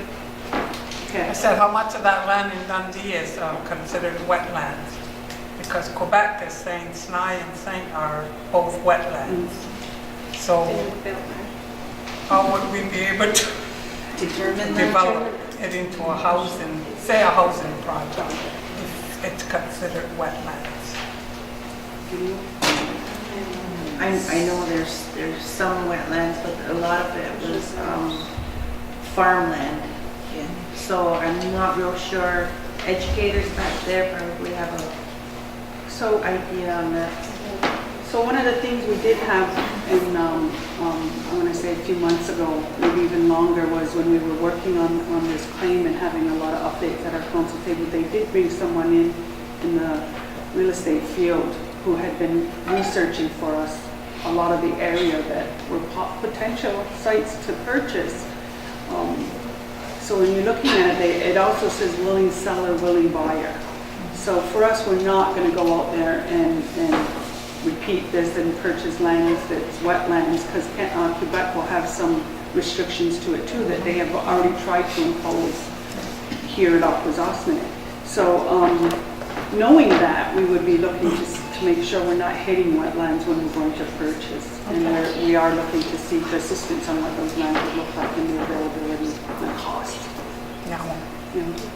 And just to add to that, we don't have to buy what's available. Like we make the conscious effort. They don't just say, this is what we're selling you, you have to buy it. Council will, have the environmental assessment done, and all of the steps that we normally have would be done to these lands. But do you have to do the additions to reserve at one time? Once you get a good lot of lands, yes, you would do it at once. We wouldn't do it for one lot because of the process, because of them all money too. So. Okay, do we have any more questions? How much of the infrastructure, the cost of their infrastructure, is MCA going to have to foot the bill for? We wouldn't know what the cost of the infrastructure is until we have a engineered plan or whatever we're looking to build there, considering that, those costs will all come when you're doing that. So if we purchase a bunch of land to improve the reserve, make it bigger, all the infrastructure that's already there has to be upgraded and maintained. It's possible. It's Which possible. Which is a big debt. Well, see, what I said earlier was that when this comes through and we start looking at investing, and we say we put it all in here, and maybe our investment dollars come back to 12 million a year. Nothing says we have to go over there and buy anything right away. We have a lot of work to do before we can do that, and we can start building that money strictly for the infrastructure. Because we talked about that's going to be a big ticket item once we start to develop in that area. So we're not responsible for nothing until everything's passed over, or you have to pay it before it gets. If you're going to go buy land there, then you're responsible for it. I'm saying that before that you sign the agreement, then the reserve is responsible for all the phone lines, telephone lines, the sewer systems over there, and you didn't even purchase the land yet.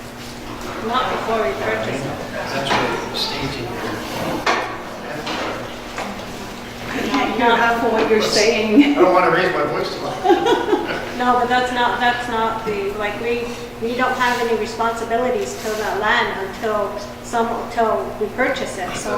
Once the agreement's signed, Canada backs right out of everything, and they have nothing to do whether some investment company comes in and takes that $240 million and walks away. There's no legal measures that we can go after them for. That's what I read and understood through, and I know Canada's not going to sit there and say, yeah, we respect the neighbors. It's going to screw us over like they took the land and made us buy it back, you know what I mean? As I understand their mentality, they're going to say no. These people are done. Like, I agree with what you're trying to do, you look at it and say, yeah, benefit the reserve, but I don't know nothing about the investment companies that you have, and there's no portfolio on them, so that you can do background checks on you.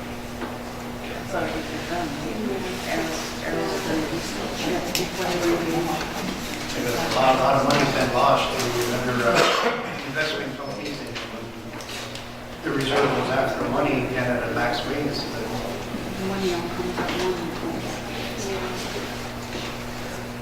Do we have any more questions or comments? I do. At the last general meeting, you passed a resolution to remove a district chief. I would like to know what that means. Like, does that mean that all ties to, being a chief is severed? Like, there's no more salary? Is that when it stopped, or did it stop when the petition was submitted?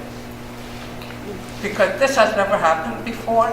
I think it happened once with Bobby Sunday and Bozo Benedict, but that was before there was a salary attached to chiefs.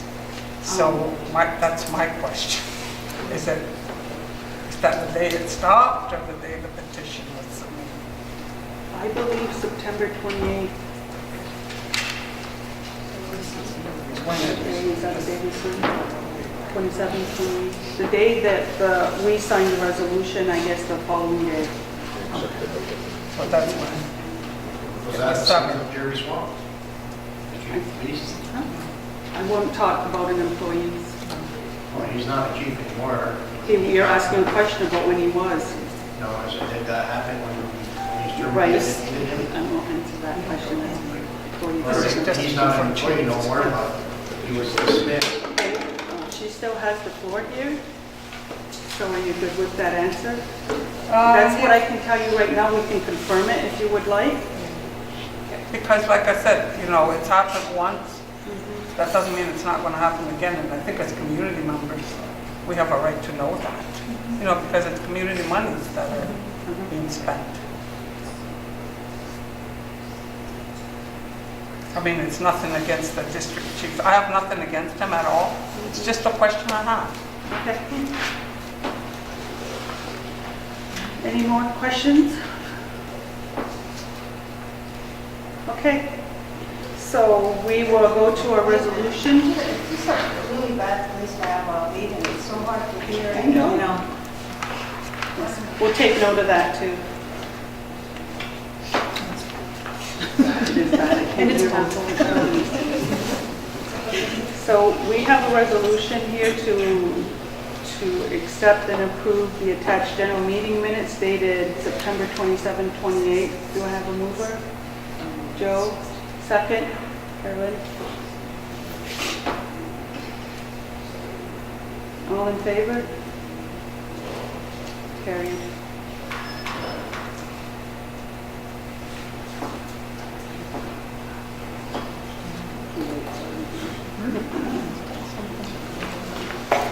Okay. Those are resolutions that are passed at the general meeting. Is that something the community could get copies of before the meeting, so that it's not like the ones that weren't here, will know what happened last month? Just a question. They're not approved yet. When they're approved, they can share it, right? So it's when it's approved. Next week, the next one. Question? Sorry. Good question. Question's been called. All in favor? Thank you, Joe.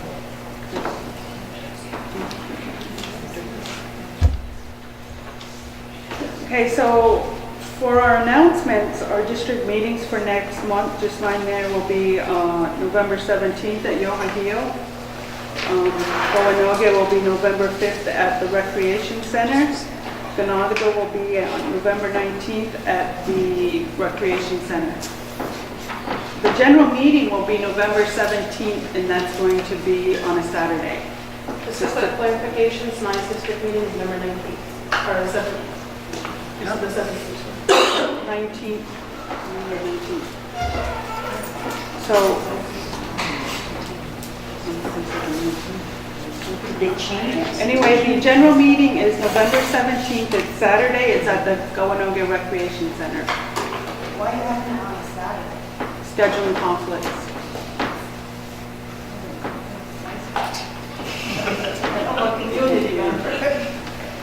I think it's a bad day for most community members. Well, nobody wants it on Tuesday. I do. Bingo night.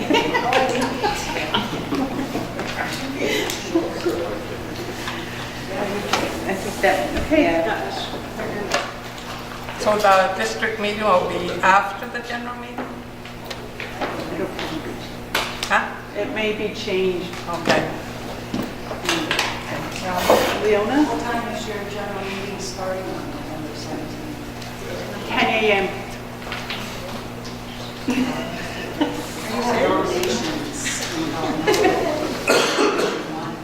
On that day. On that day. Okay, we'll make note of it. Okay. Thank you, everyone. Move to adjourn. Okay, please remember